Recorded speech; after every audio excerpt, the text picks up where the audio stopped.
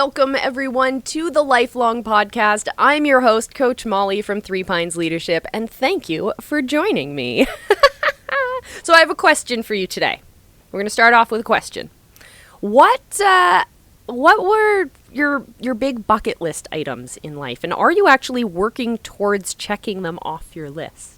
And if you are, what's it feel like? What's on your list? Let me know. Coach Molly on Twitter, Three Pines Leadership, Instagram. All the other ones are listed there for you as well. Connect with me. Let me know. I want to know what's on your bucket list, if you're working towards them, and what does it feel like to actually do that?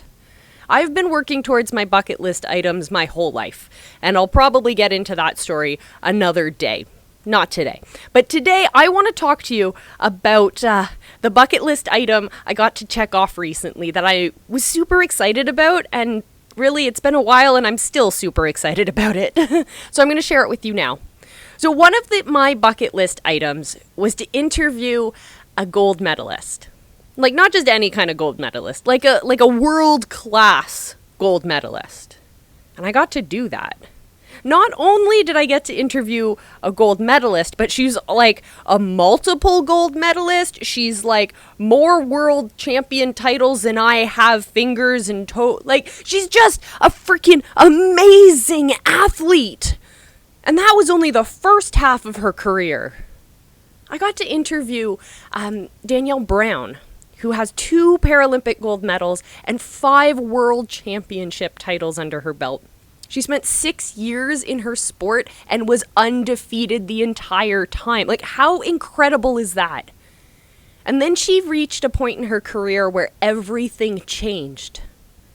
And she had 2 choices. She could either curl up in a ball and complain, oh, woe is me, why is this unfair thing happening to me? Or she could use the other option, and that option was to pick herself up and do something greater and do something even better. To use everything she had learned in her life as stepping stones to success. And man, she is on track to changing the world, not only with her own actions, but she's also been able to connect to change the next generation's ideas on leadership, entrepreneurship, and so much more. Oh, I'm so excited to share this interview I got to do with Danielle Brown. Oh, yes, so excited. You're going to hear about so many different parts of her journey and her secrets to success. So I'm going to stop talking right now because I'm so excited for you to hear this interview. So here's the interview I did at the Mindset and Impact Virtual Summit with multiple gold medalist, 5-time world champion, Danielle Brown.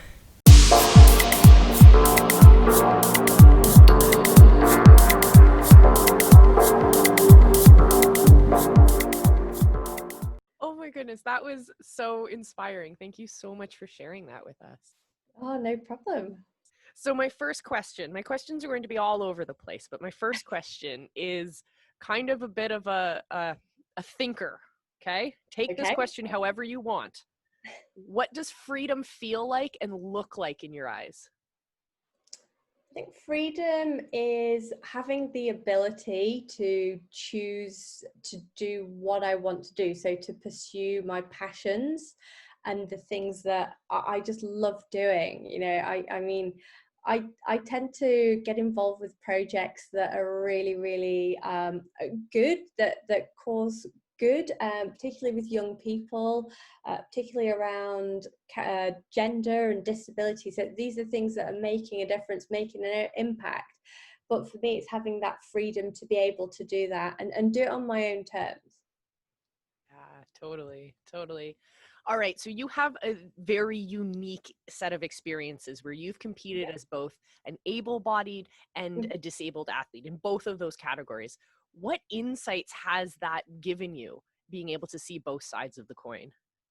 Oh, it was really interesting, actually. When I first made the able-bodied team, I found it fascinating. So I got so many media interviews. People were really amazed. And for me, it was never outside the realms of possibility. And I think one of the reasons I absolutely love archery is that it's a sport that anybody can do. and I joined an archery club. I didn't join a disabled archery club, and we don't have domestic disabled competitions. Everybody gets lumped together, which is really, really great. So for me, it was never outside the realms of possibility. If I can get one arrow in the middle, I can get them all there. But I was just really amazed at other people being so amazed that I'd done it. So I guess it was that whole stereotype and assumptions around disability, and it was very much focused on what I can't do rather than what I can. And that's certainly something I found. A lot of people would assume that I couldn't do certain things, and it was about learning how to be a bit more vocal and as to what I needed, and whilst doing so, I guess educating people. Oh, that's neat. So other people are putting barriers in their own minds in front of you, and you're looking down your road going, nope, I got a clear path, my friends. Yeah, exactly. So, and I think disability is one of those areas that people don't understand but are also quite fearful to talk about. And I think that by not talking about it, that you've got this certain assumption, and the world of disability is just so complex. So even people with the same condition as me will react to it completely differently. So there are people with my condition who really struggle to even get out of bed in a day, and that is their reality. And obviously, as you say, I've got very unique experience. That this is sort of my reality, and it's I know we do need to generalize. We can't process information otherwise, but it's I guess about having a deeper understanding of different people's needs and focusing on that ability rather than lack of ability. Yeah, that's a great way to see it differently. And just going off of what you said in your presentation as well, it's about seeing things in that positive light and not looking at the same picture and looking at it through the glasses of how can we make the best of this situation? How can we use this as you say, our springboard to doing better things? Love that. Yeah, and I So actually think, oh, sorry. no, go ahead. Sorry, I was just going to say that I think having a disability really helped me develop that mindset, so that when it happened as a teenager, again, it was that whole situation, give up, get up. And it was, once you got up, it was just about being positive. And I think that if I had been quite negative and gone, this is rubbish, why is it happening to me? Then I just wouldn't have progressed the same way that I did. Yeah, when you make that decision to get up and you make that decision to keep moving, that momentum keeps going. You never Yeah. stay stagnant. And then every day you have that choice. Am I going to stay here, or am I going to keep moving forward and use what has already springboarded me forward? Keep that Absolutely. in mind, everyone listening at home. Very, very key information here. So we've been hearing at the summit here, we've been hearing from a lot of different athletes and other kinds of high performers about their different morning routines or rituals or pre-game routines. Do you have a kind of pre-game ritual?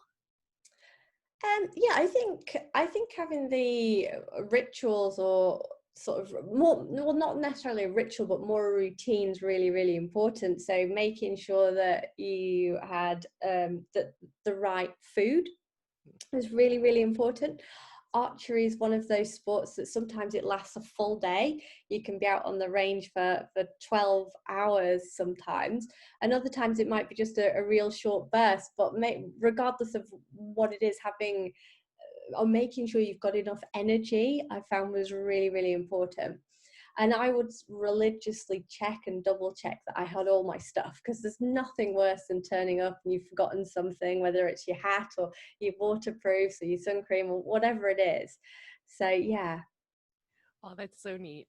So over your career, you've won gold medals and you've won world champion titles, and you've been awarded so many different kinds of awards in your work in your community as well. Is there one that means the most to you? Do you know what? It has to be winning gold on home soil in London 2012. And I think so many different reasons. Firstly, there was so much pressure on me to win. Going into those games, I'd won every major Paralympic title for the last 5 years. I was under so much pressure, and that was really hard. Every single week I was getting at least two journalists ring me up and say, you're the hot favorite to win. How, you must be under so much pressure, how do you feel? And it's like, great till you ask me that. Thank you. It was just, yeah, so much pressure, and to be able to like actually execute it, it was such a proud moment, especially on home soil. And it was the first time my friends and family had seen me compete internationally, and it was just, I suppose, something that you've been working for the last 4 years. And yeah, it was insane, but yeah. That's amazing. So I want to ask you about your internal dialogue, those thoughts that run through your head, either before you're going into a competition or during practice, or even now before you get on a stage in front of people. What does that internal dialogue look like? And is it different in those different situations? Or are you telling yourself the same thing? Primarily, it's the same thing. And I think that's because, well, so it's about that routine and making sure everything's right, everything's in the right place. But I think that overwhelmingly I've trained my thought process to be very positive. And my coach was fantastic. My coach got me enrolled in an NLP course, neuro linguistic programming, which was just super. And that really turned my life around, because until that point I'd never really thought about the way we think and understood how those thoughts then influence our emotions, which then influences our behavior. So I didn't realize necessarily how much control we could have over our thoughts. So starting to pay attention to these, and then if they weren't the most productive thoughts in the world, I could then change them. So yeah, I very much changed my thought process to all being about very positive things, it's about doing things, but equally not putting yourself under so much pressure. Some people go out there and like, yeah, I've got this, I'm going to win. And for me, it's about focusing on the action. So, I know how to do a good shot. I know that I do trust myself. I can do this, rather than looking at the outcome and focusing on those thoughts. When you're competing at such a high level, do you sometimes lose the ability to have those thoughts and like lean on your coaches to give you that positive reinforcement? Or do you have the ability to just constantly be on that positive vibe? Yeah, I think I trained myself certainly so that it's very much self-sufficient and that I could do it. But it's always useful having coaches. And my coach was brilliant, because I don't think I give a lot away. If I do a good shot or a bad shot, I always tend to just laugh or smile, because yeah, I just figure, why not? Just keep going. And my coach is brilliant, because he knows if I'm having a good day or a bad day just by looking at me. He doesn't have to ask me. And there is nothing worse than if you're having a bad day than somebody coming up to you going, how's it going? And then you've got to start thinking about it, and then you've got to start explaining it. And he was great. He'd look at me and he knew exactly what to say to either keep me going or to pick me up. So I think always having that support, and it's always nice, I guess, if other people can reinforce the thoughts that you're having, because it does make those thoughts, I guess, more valid. It's kind of like positivity is contagious, I guess. Yeah, yeah, absolutely, yeah. So when you're competing at that high level and the stakes are so, so high, did you still love archery? Yeah, and I loved it for so many different reasons. I loved the adrenaline, Mhm. and actually I did find that when I was competing and I got that rush, I wasn't concentrating on the pain I was in. So the pain was still there, but I wasn't focusing on it, and so it just gave me that shot of relief, which was just amazing. But I loved the people, I loved the traveling, that the whole lifestyle was really cool. And don't get me wrong, it was really stressful, and I didn't actually realize at the time how stressful till I came out of it. And once I got over that initial identity crisis, and I set what my purpose was, and I decided this is what I wanted to do. And I realized that I'd been so stressed whilst I was training, whilst I was competing, but not necessarily recognized it at the time, because that was just life, and every day was the same. So, somebody I met, they were setting up their own business, and they were saying about what a stressful experience it was. And I was like, well, I'm just really enjoying it. It's just so much fun. So yeah, it was great, but yeah, very, very tough. Now let's pivot to an experience I'm hoping wasn't nearly as stressful. I want to know more about the book that you wrote with your amazing co-author Nathan. So, what did you learn writing that book and working with a young person who is also inspired to change the world? What was that like? I was amazing. You know, Nathan is very talented, and I think one of the things that I guess really I was really struck to start with, particularly, was his confidence. And I remember sending off my first three chapters. Now, I talk about this kind of stuff all the time, and I was quite pleased with them. You know, I thought they were well written, and I sent it off to him, and they came covered. He sent it back covered in strike throughs. I know, right? And it was just so good, like, you know. And he had a really good point. He's like, children don't like being told what to do. And I was like, well, that is a fair point. You know, I don't like being told what to do. So, you know, I kind of get that. And he said, you know, adults always tell children what to do. And it's not good. So it was really, really great having his insight and, you know, and the way he saw the world as well. You know, so what we did was he wrote half the chapters, I wrote half the chapters, and we switched them and gave each other feedback. But yeah, I think having his eye on it and his perspective, it really helped create a book for children rather than what adults think children need or want. That's fantastic. I'm definitely going to be picking up a whole bunch of copies for all of the young people in my life, because Oh, super. it is definitely something that's missing out there in the world, and you've filled a need, I think. But those of you out there who are inspired to write for young people, please do. The more that we can increase the confidence and give those important life skills to our next generation, the better our world is going to be on the other side of that.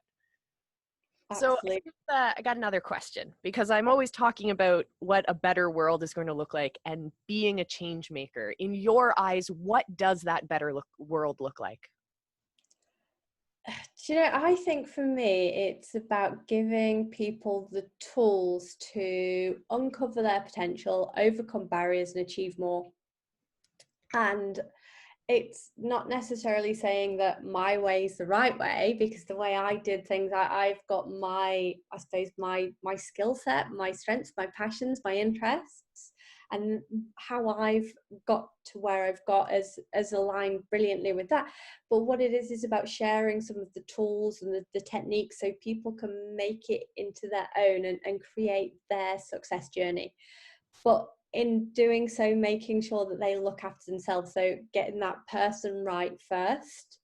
And for me, that is so important. You know, I think in the world now, people are striving for very much tangible success, and it's very sort of, I suppose, commercially motivated, but actually getting the underlying bit of you right, rather than sort of more materialistic things, I think is just so important. Oh, that's fantastic. And last question, what is next on your journey to changing the world? Oh, so many exciting things. Yeah. So I've been doing some more writing, which is very exciting. I'm not allowed to share anything at the minute, but yeah. So that should be really, really fun. I've been working on some awesome projects with charities as well. Again, a lot around trying to make a difference to young people's lives. And yeah, it's just about continuing to grow and evolve. It's really, really exciting at the minute. I think the fact that we're moving into more of a value-based world is brilliant, and I'm really looking forward to seeing where we can take this business and grow. Oh, that's fantastic. Any last words before we wrap it up? Honestly, I would just say invest in yourself and innovate yourself, because I think if you can get you right, and work with that, that is just the most important thing. And I think surrounding yourself with the right people, but always believing in yourself and that vision is just integral to success. Oh, Danielle, thank you so much for sharing your wisdom, your knowledge, your experience, and your heart with us. Thank you so, so much for joining us. Oh, it's been so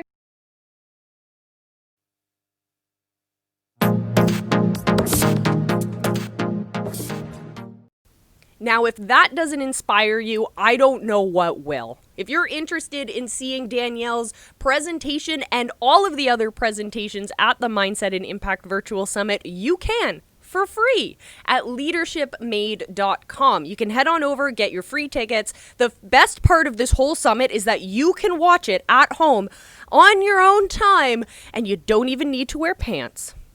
That's right. I live a down with pants lifestyle. Anyways, if you want to check it out, you can, leadershipmade.com. You can check out all of the other great content and stuff that we put out at Three Pines Leadership. Check us out at the Three Pines Leadership YouTube page. Lots of fun stuff there. All right, everyone, I'm going to head out. It's time to change the world. I'm Coach Molly from Three Pines Leadership. This is the Lifelong Podcast. Thank you so much for joining me. And until next time, my friends, remember, I love you and be excellent.